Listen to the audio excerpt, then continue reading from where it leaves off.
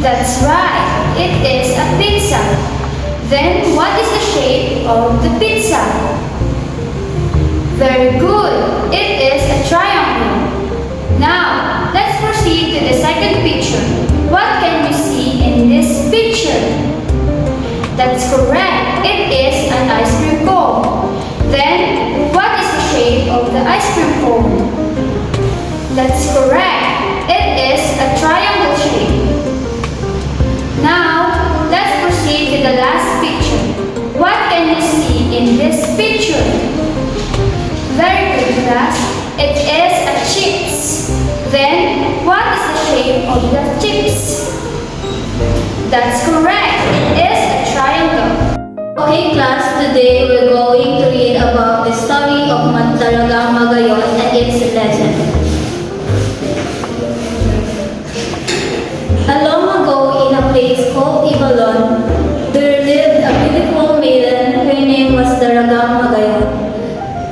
She was the daughter of Makuso, chief of the tribe. One day, Daragang Mayon strolled down near the river.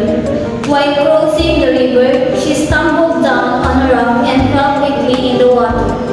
She was swiftly swept down the stream by the current. Help me, she cried. Fortunately, her cries was heard by Panganoron and his bodyguard Amihan. Panganoron jumped into the river and saved Daragang Mayon. Thank you for risking your life to save me, she cried. How can I repay you? My father is the chief of our tribe. Surely he will reward your heroism whatever it takes. Her beauty immediately captivated Panganoron.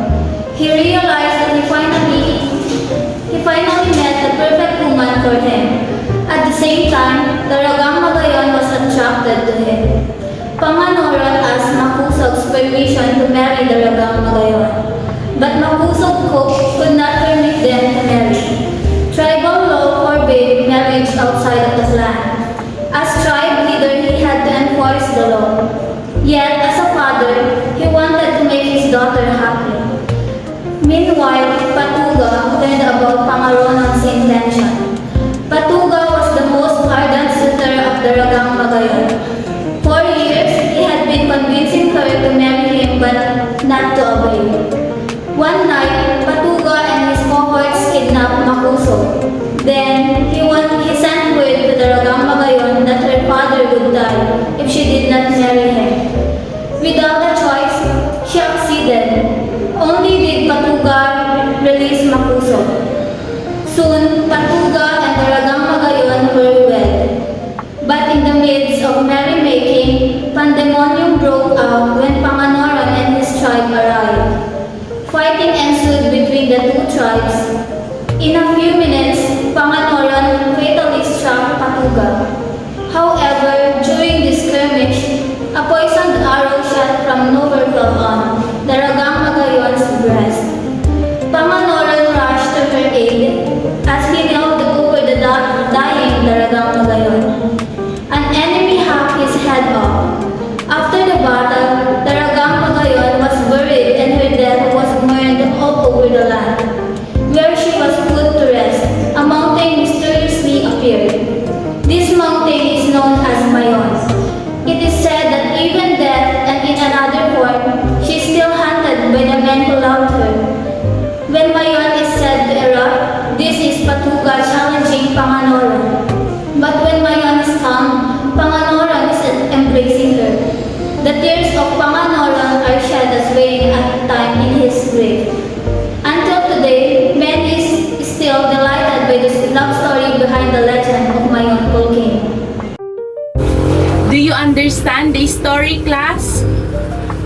If you really understand the story, let me ask you a question. Who can tell me the beautiful maiden in the story? Very good. The beautiful maiden in the story is Daragang Mayon. Why do you think Panganoron wanted to marry Daragang Mayon? Very good. He wanted to marry Daragang Mayon because he was attracted to Daragang Mayon beauty and heart.